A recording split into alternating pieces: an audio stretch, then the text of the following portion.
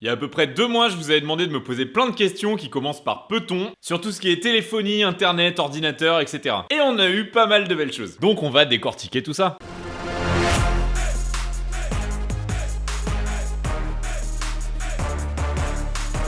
Avant de commencer, le prochain peut-on sera basé sur de la nourriture. Donc en commentaire, pose toutes tes questions qui commencent par peut-on et qui touchent le domaine de la bouffe. Allez, c'est parti. Peut-on faire fortune avec les composants précieux des téléphones et en les récupérant? En effet, t'as pas besoin d'avoir un iPhone incrusté de diamants pour qu'il y ait des matériaux précieux à l'intérieur. Enfin, il en est pas blindé non plus. Il y en a le strict nécessaire pour que ton téléphone marche, et donc on parle de quantités relativement petites. En moyenne, dans un iPhone, il y a 0,034 g d'or, 0,35 g d'argent, 16 g de cuivre et 0,00034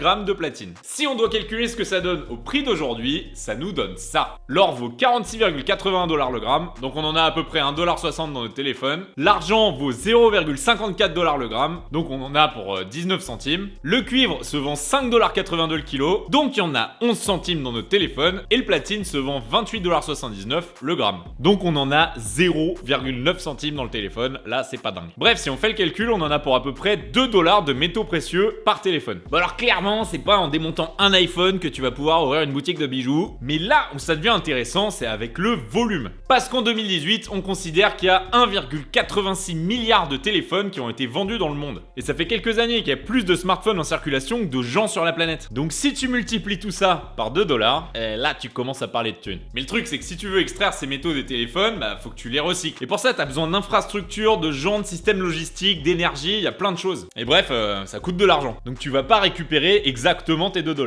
J'ai trouvé une étude qui met un peu des chiffres sur tout ça, et même si ça a dû changer un peu parce qu'elle date de 2006, elle donne une bonne idée de comment ça marche. L'étude montre qu'à l'époque, ça coûtait en gros 18 centimes d'extraire les métaux des téléphones. Et en vente de gros, ils pouvaient se faire 75 centimes à la revente. Donc en gros, t'arrivais à te faire un peu moins de 60 centimes par téléphone traité. Donc faut en faire quand même pas mal pour que ça commence à être rentable. Donc après, tout dépend de ce que t'appelles faire fortune. Mais disons que si tu vises d'aller aux Bahamas et de t'acheter une Ferrari, c'est compliqué. Bref, pour tout dire, c'est beaucoup plus rentable de reconditionner des téléphones que de les recycler. L'étude montre qu'à l'époque, ça coûtait 2,10 $ de reconditionner un téléphone. Mais ça te faisait un bénéfice de 17 $.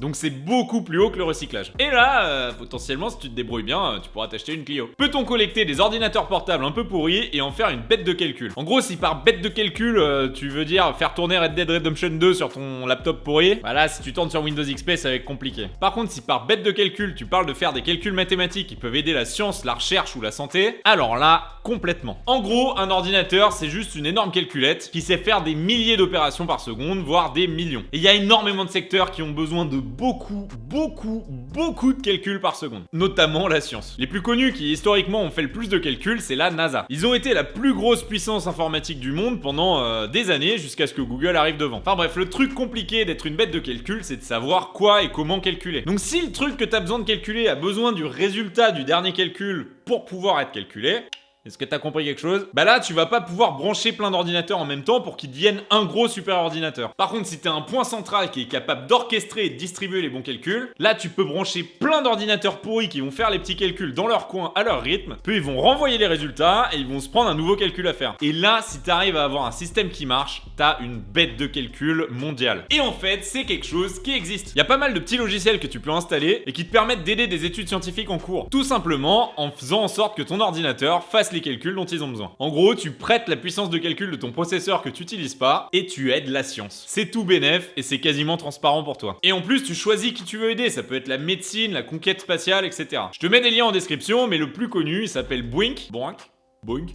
Et c'est l'université de Berkeley qui fait ça. Peut-on contourner le bridage de la vitesse de téléchargement des fournisseurs d'accès à Internet? Ta box Internet, elle est connectée à un équipement plus gros qui appartient à ton opérateur. Et lui-même, cet équipement-là, il est connecté à quelque chose d'encore plus gros et encore plus loin de chez toi. Et en termes techniques, ça s'appelle des routeurs. Tout simplement parce que ça route les paquets de données entre chez toi et le site que tu veux aller voir, par exemple. Donc ta box, par exemple, elle route les paquets entre ton ordinateur et le répartiteur de quartier de ton opérateur, qui lui-même va router vers le prochain saut, etc. Ça peut en faire des dizaines. jusqu'à ce que ton paquet arrive à destination et il va revenir pour te donner une réponse. Pour la 4G et la 5G, c'est à peu près la même chose, à part que t'as pas de routeur chez toi. Tu parles directement à ce qui s'appelle une base station, une station de base, qui est reliée à une antenne 4G. Et c'est cette station de base qui va faire office du premier routeur. Donc là où en fait tu peux pas faire grand chose, c'est que la vitesse de bridage, elle est gérée par l'équipement qui est pas chez toi. C'est le routeur de ton fournisseur qui va accepter de donner un débit particulier. Donc toi, ton téléphone ou ton ordi, même s'il est capable d'envoyer beaucoup plus vite que ce qu'il fait, il va devoir attendre. C'est un peu pareil que si tu prends ta douche et que le siphon est un peu bouché, si tu remplis plus d'eau que ce que le siphon peut accepter, ça va déborder. Donc si tu parles du débit total de ta connexion, non, tu pourras pas contourner le bridage. Par contre, si c'est un seul service qui est bridé, par exemple Netflix, là tu vas pouvoir passer par ce qui s'appelle un VPN pour encapsuler ton trafic dedans, pour faire en sorte que ton opérateur il voit plus que tu es en train de regarder Netflix. Et donc dans ces cas-là, il pourra pas le brider. J'ai déjà fait une vidéo sur les VPN et le vol d'identité, tu pourras aller la voir après l'épisode. Peut-on soigner un aveugle en remplaçant ses yeux par des caméras? Alors l'orthographe sur celui-là, on va pas en parler. Mais pour répondre à cette question, faut déjà différencier deux types d'aveugles. Les aveugles de naissance et les autres. Les aveugles de naissance, ils ont quand même pas mal de chances que leur cortex visuel soit endommagé. Donc là, ça veut dire que leur cerveau serait même pas capable de traiter de l'information visuelle qu'on pourrait leur donner. Donc dans ce cas-là, une caméra ou des implants leur donnant de l'information visuelle, elle serait pas capable d'être traitée. Donc ça fonctionnerait pas. Donc par contre, si quelqu'un est devenu aveugle suite à une maladie ou un accident, là ça veut dire que c'est les capteurs qui marchent plus. C'est vraiment les yeux et pas le cerveau qui a un problème. Et donc on peut réfléchir à remplacer ces fameux capteurs, donc les yeux, par des caméras. Et en fait, c'est quelque chose qui a déjà été fait, assez récemment même. Avant cette année, on essayait plutôt de réhabiliter les yeux en eux-mêmes quand ils étaient endommagés et de brancher quelque chose sur le nerf optique, mais si le nerf optique marchait plus non plus, on avait peu de chances que ça fonctionne. En juillet de cette année, il y a 6 patients aveugles qui ont pu retrouver une vision partielle grâce à une technologie qui s'appelle Orion. Et c'est un nouveau système complètement révolutionnaire qui contourne l'œil et qui va implanter les images directement dans le cerveau. Bref, ça a vraiment créé de nouveaux espoirs et ça a beaucoup avancé la science. Peut-on rendre la plupart des matériaux tactiles? Il y a deux technologies en matière d'écran tactile sur des téléphones. La première et la plus ancienne, c'est de la technologie résistive. L'écran en gros est composé de deux couches conductrices qui sont traversées par un courant électrique et qui sont séparées par une petite couche d'isolant. Là, quand tu vas appuyer sur l'écran, les deux couches vont se toucher et ça permettra de savoir où t'as appuyé. La deuxième technologie, c'est ce qu'on appelle un écran capacitif. Je m'explique. En gros là, le verre de l'écran est recouvert d'une grille électriquement chargée. Et c'est le doigt de l'utilisateur qui va directement créer une perturbation électrique sur cet écran. Et c'est cette techno-là qui est utilisée le plus souvent sur les téléphones actuels. Donc, est-ce qu'on pourrait mettre ça sur n'importe quel type de matériau?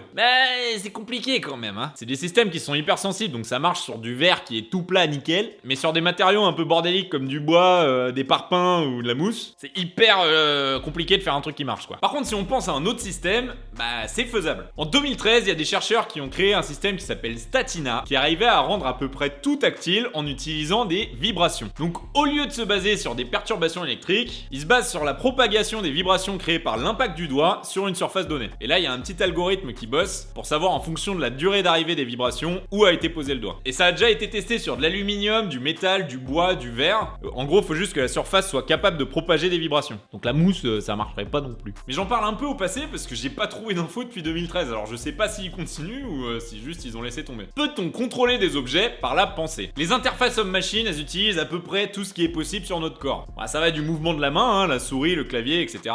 au mouvement des yeux, il y a des trucs qui suivent ta rétine, à carrément le mouvement de ton corps et de ta tête avec la réalité virtuelle, et même la détection de tes membres avec les nouveaux casques de réalité virtuelle justement. Donc la prochaine étape, ce serait qu'on puisse faire ça sans bouger du tout, comme des gros flemmards. Bon, je dis flemmards seulement pour ceux qui sont pas handicapés moteurs, parce que pour ceux qui peuvent pas bouger, ce serait une avancée énorme. Et la réponse est oui, ça existe déjà. T'as cité Neuralink dans ton commentaire, et c'est pas mal connu parce que ça a été fondé par Elon Musk. Mais il y a déjà pas mal d'applications dans le domaine de la santé qui existent. Une des plus connues, c'est les prothèses de bras bioniques qui ont déjà été reliées à des cerveaux de patients sur lesquels ils ont été implantés pour pouvoir contrôler leurs bras. Parce qu'en fait, ton cerveau et ta colonne vertébrale, ils se transmettent de l'information via des impulsions électriques. Et donc on arrive à les voir, mais si on arrive en plus à les analyser, on devient capable de décoder le message que veut faire passer ton corps et le faire passer à une machine tout simplement. Donc c'est pas encore complètement aussi bien que si c'était un vrai bras ou des vraies jambes, mais c'est déjà vraiment pas mal. Peut-on regarder toutes les vidéos de YouTube? Toutes les minutes, il y a 500 heures de vidéos qui sont envoyées sur YouTube. 500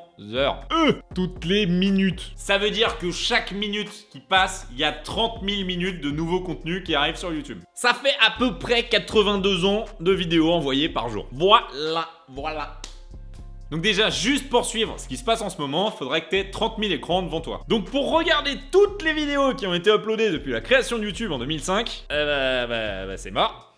c'est mort. Même si tu les regardes en accéléré. Par contre, tu peux regarder toutes les vidéos de 3 minutes pour comprendre sans problème. Oh yeah. Peut-on mettre toutes les informations d'un cerveau dans un disque dur? Le cerveau, c'est l'organe le plus complexe et le moins connu du corps humain. Il y a énormément de recherches dessus dans tous les sens. On sait qu'il est composé d'environ 85 milliards de neurones, et on va arrondir à 100 pour faciliter la suite. Et chaque neurone est capable de créer à peu près 1000 connexions. Et donc via les synapses, ces connexions elles participent au stockage de l'information dans ton cerveau. Donc si tu multiplies 100 milliards de neurones par 1000 connexions, t'arrives à une centaine de billions de points de données possibles. Et si on considère qu'un point de données c'est un octet, t'arrives à 100 téraoctets de stockage dans ton cerveau. Mais on a une estimation encore plus récente en 2016 du Salk Institute of Biological Studies qui a remis tout ça en cause et qui a montré que le cerveau en fait serait 10 fois plus gros en termes de stockage, avec une capacité de 1000 billions d'octets. Donc ça veut dire 1000 téraoctets quoi. Et ça c'est en assumant de manière complètement hypothétique que chaque synapse est capable de tenir un octet. Et ça comme on n'en est pas trop sûr, ça pourrait stocker soit beaucoup moins d'infos, soit beaucoup plus d'infos. Bref, que ce soit 10, 100 000, 10 000 ou même 1 million de téraoctets, on peut créer des disques durs ou des ensembles de serveurs qui stockent de l'info qui font cette taille-là. Mais le problème majeur, c'est qu'on sait pas, en fait, on sait pas stocker l'information du cerveau quelque part. Donc théoriquement oui, on peut, mais on sait pas le faire.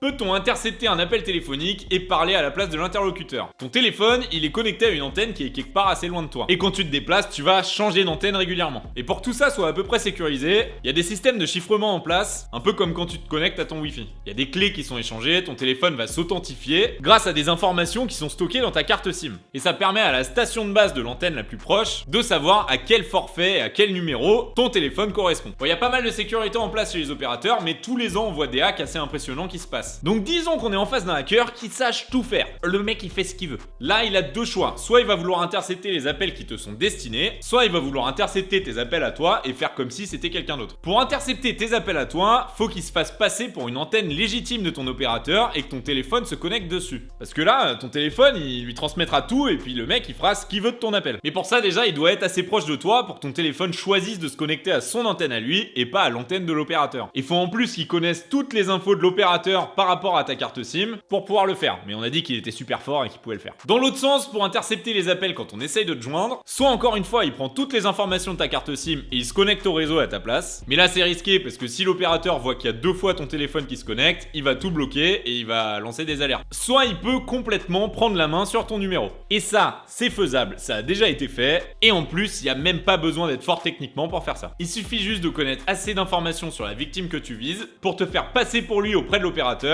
et qui te renvoie tout simplement une carte SIM. Ça s'appelle du social engineering et j'ai déjà fait une vidéo sur le vol d'identité que tu pourras aller voir après l'épisode, où il y a un mec qui s'est pris exactement cette situation-là. On arrive à la dernière question, peut-on mettre un byte sur un atome? Alors déjà le petit truc c'est que tu as utilisé le terme byte, c'est un terme anglais qui veut dire octet en français. Et donc je pense que tu voulais dire bit, qui est une unité 8 fois plus petite, et donc pour que je réponde pas non à ta question directement, on va se demander si on peut mettre un bit sur un atome. Pour info, un bit en informatique c'est juste un 0 ou un 1. Et donc quand tu mets plein de ces 0 ou ces 1 les uns à côté des autres, ça te fait de l'information construite. Donc si t'en mets 8, ça fait un octet, puis ça fait un kilo-octet, mégaoctet, gigaoctet, téraoctet, etc. Mais bref, fallait pas que tu poses cette question il y a 2 ans. Parce que jusqu'à 2017, je t'aurais répondu non. Un disque dur normal, ça utilise en moyenne 100 000 atomes pour stocker un bit. Donc on est quand même assez loin du 1 atome pour un bit. Mais avec la course au stockage et la création de disques durs toujours plus petits et toujours plus gros, une équipe de chercheurs d'IBM a annoncé en 2017 qu'ils ont réussi à stocker un bit sur un atome en utilisant du magnétisme. Donc on est loin de la commercialisation du truc, mais ça a déjà été fait, donc la réponse est oui. Allez, c'est fini pour le peton numéro 3. Oublie pas de poser en commentaire toutes tes questions qui commencent par peton sur le thème de la nourriture, et hésite pas à t'abonner, active les notifications pour recevoir les prochains épisodes, et oublie pas, on a un petit Utip pour soutenir la chaîne. Allez, moi je vais aller hacker les téléphones. A plus!